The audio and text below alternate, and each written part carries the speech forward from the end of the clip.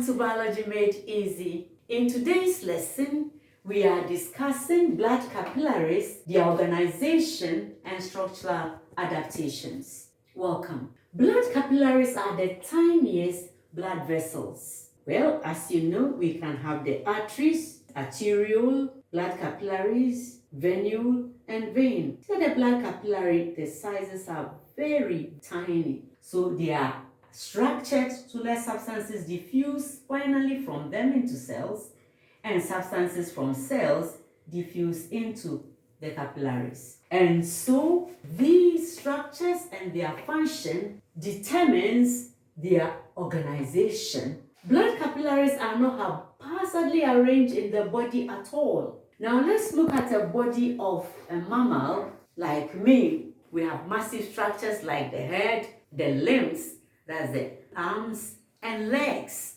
Now, this mass, this part of the body has a body wall and there's a hole in it.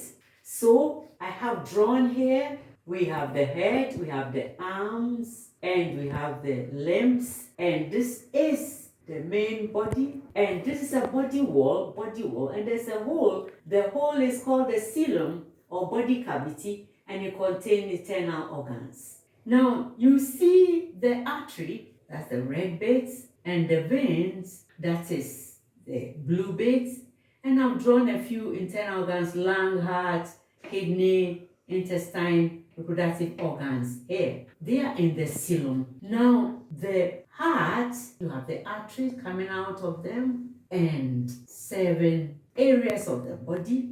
Blood flows from arteries into smaller vessels, and then the smaller vessels will finally break into capillaries. The capillaries will join together and finally end up in entering veins going back to the heart. So you have arteries, veins all over the body, and capillaries. How are the capillaries arranged? If you look at a structure like even the limbs made up of muscle, thick muscle. In the muscle, there are arteries and veins. But the major artery and vein lies in the coelom and divides up into arteries and veins, even in the muscles and in the body wall. So, if you have a thick structure like a muscle, this muscle has arteries and veins. But then, the arteries divide into arterioles. So, they are not haphazardly arranged at all. The artery, as I have illustrated here, an artery will divide into arteriole, and the arterioles will divide into capillaries. The capillaries will join together to form venules, which will end up in forming vein. So, the capillaries form a capillary bed. A capillary bed in between an arteriole and a venule. So we have capillaries. The organization is that they form capillary bed. And the capillary bed is a network of capillaries. Network of capillaries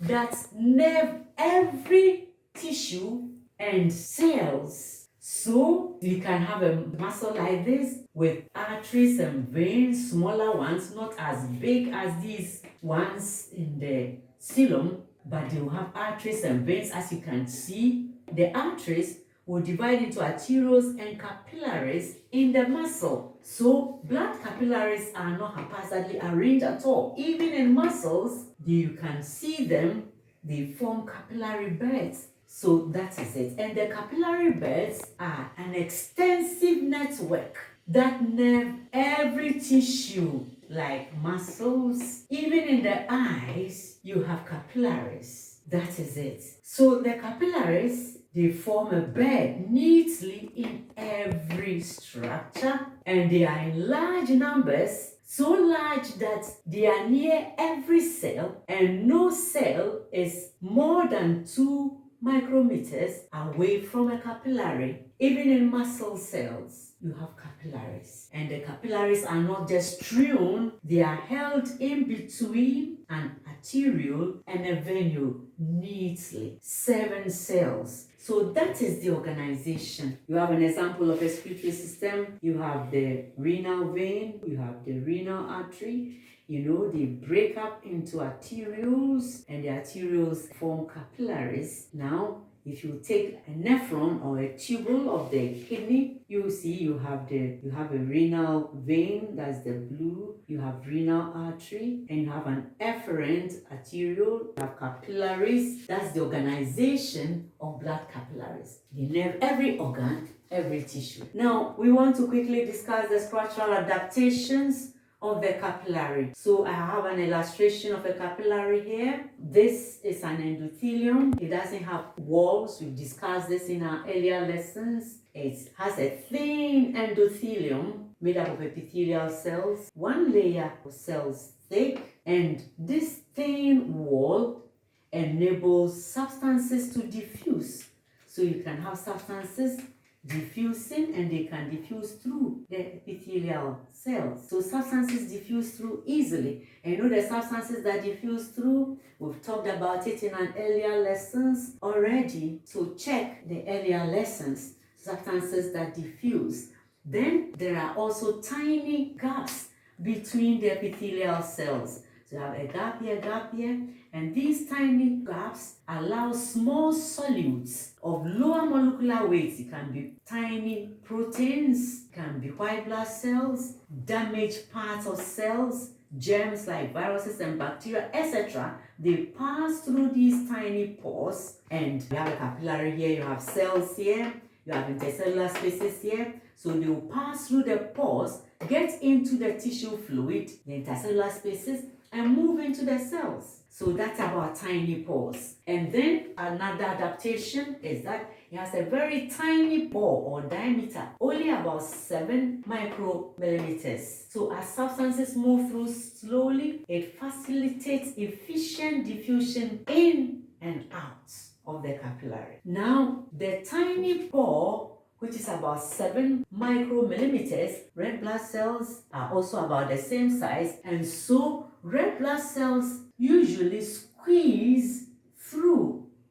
So this red blood cell, it doesn't flow out. You see, red blood cells, blood proteins, blood platelets do not pass through. So their size is almost like the size of the ball. So red blood cells squeeze through, and as the red blood cell squeezes through, it gives the red blood cell time to let oxygen gases exchange to go on. So these are the adaptations. Well, this is where we'll end today. If you have any questions, you can put them in your comments, and that will help me to know what to say next time or the replies. In our next lesson, we'll look at the adaptation of the capillary bed.